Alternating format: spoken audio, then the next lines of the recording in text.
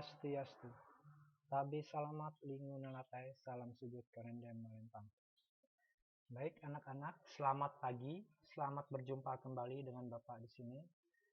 Nah, dalam kesempatan ini akan melanjutkan materi kita pokok bahasan baru, yaitu tentang sifat-sifat Atman dalam Bhagavad Gita. Nah, minggu kemarin kita sudah membahas pengertian dari Atman. Tapi sebelumnya, Bapak mohon kalian mengisi absen yang sudah Bapak kirimkan di link Google Classroom ya. Jangan lupa absennya diisi. Baik anak-anak sekalian, apakah kalian masih ingat materi dari pengertian dari Atman? Ada yang bisa menjawab apa itu Atman? Nah, Atman merupakan percikan-percikan terkecil dari Brahman atau dari Ida Sang Hyang Widi Wase. Nah, Atman merupakan sumber kehidupan atau sumber hidup bagi makhluk hidup, baik itu manusia, baik itu binatang maupun tumbuhan. Nah, di dalam Bhagavad Gita dijelaskan bahwa ada 12 sifat Atman. Nah, yang kita bahas dalam minggu ini yaitu adalah tentang sifat-sifat Atman dalam Bhagavad Gita ya.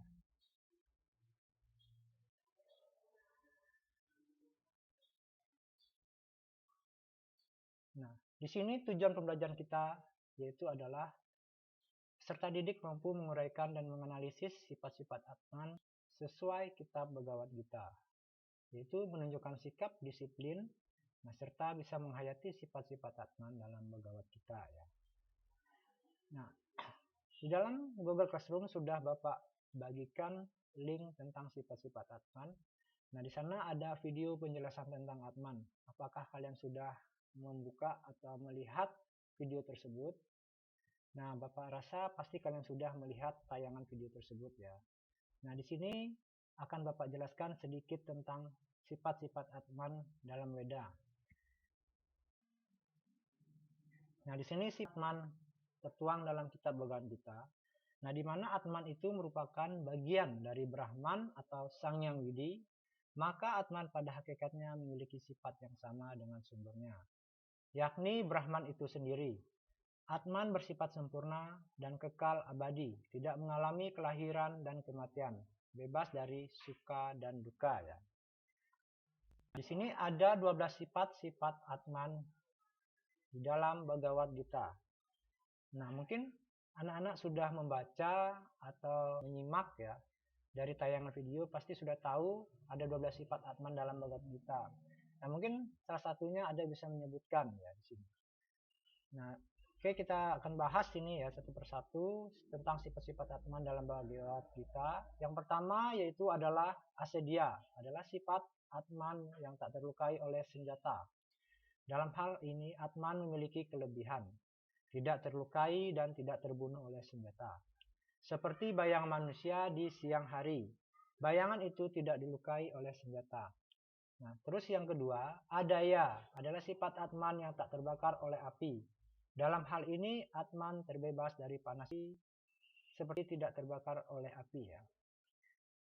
Selanjutnya, dia tertekan oleh angin. Dalam hal ini Atman tidak terpengaruh dengan angin seperti air kolam tak pernah terkeringkan oleh angin. Nah, yang keempat itu adalah asesia, adalah sifat Atman yang tak terbasahkan oleh air. Nah, dalam hal ini Atman mengatasi sifat air dengan daun talas. Dia tak akan pernah terbasahkan oleh air, walaupun air mengenang di daun talas itu ya. Selanjutnya yang kelima yaitu adalah nitya, adalah sifat Atman yang kekal abadi. Dalam hal ini Atman tak dapat terbunuh dan hancur seperti manusia ya. Jika manusia meninggal, maka badan kasarnya hancur, sementara Atman tetap hidup dan kekal. Nah, yang keenam, sarwagatah, adalah sifat Atman yang berada di mana-mana. Dalam hal ini Atman tidak terpengaruh oleh ruang dan waktu.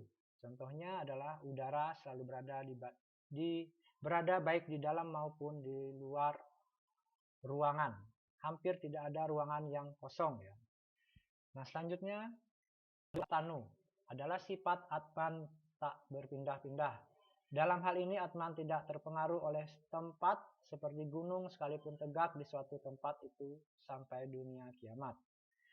Nah, yang kedelapan adalah acala, adalah sifat Atman yang tak bergerak.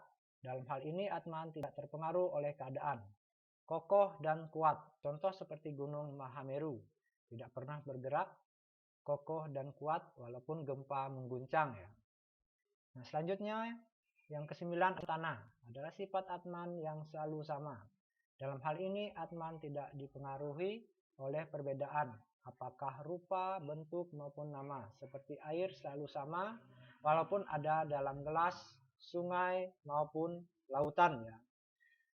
Nah, selanjutnya yang ke-10 adalah awiyakta, adalah sifat Atman tak dilahirkan. Dalam hal ini Atman tidak ada yang melahirkan, ada dan dilahirkan seperti Sang Hyang Widi, Sang Hyang Widiwasa ada tetapi tidak ada yang mengadakan. Yang ke-11 adalah sifat Atman tak terpikirkan.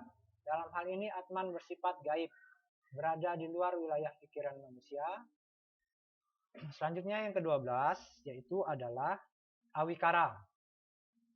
Nah, awikara adalah sifat Atman yang tak berubah, sempurna, tidak laki-laki maupun perempuan. Nah, dalam hal ini Atman tidak terpengaruh oleh keadaan dan jenis kelamin. Nah, baik anak-anak. Nah, demikianlah penjelasan dari masing-masing 12 sifat Atman yang diuraikan dalam Bhagavad Gita. Nah, mungkin dari 12 sifat itu, apakah kalian ada yang ingin ditanyakan atau masih belum dipahami ya? Nah, nanti akan Bapak kasih tugas ya. Tugasnya nanti Bapak kirim lewat Google Classroom. Baik, karena di sini kalian sudah paham dan sudah mengerti tentang sifat-sifat Atman. Nah, nanti tugasnya yaitu kalian membaca kembali ya, dari referensi baik itu buku siswa, buku bacaan tentang yang kelas 8 ya. Nah, kalian bisa dari sumber-sumber lain, yaitu nanti kalian baca tentang sifat-sifat Atman. Nah, tugas kalian di sana adalah membuat pertanyaan-pertanyaan, yaitu berkaitan dengan sifat-sifat Atman ya. Jadi pertanyaan itu dibuat dalam kartu pertanyaan. Nah, nanti dibuat minimal 5 pertanyaan dari masing-masing peserta didik ya. Baik anak-anak, demikianlah yang dapat Bapak jelaskan pada pembelajaran kali ini ya. Nah, untuk minggu depan nanti kita lanjut tentang sloka-sloka yang berkaitan dengan Atman ya. Nah, untuk mengakhiri pelajaran kita pada pagi hari ini, kita tutup dengan mengucapkan Pramusanti Puji. Om Santi Santi Santi Om Santi.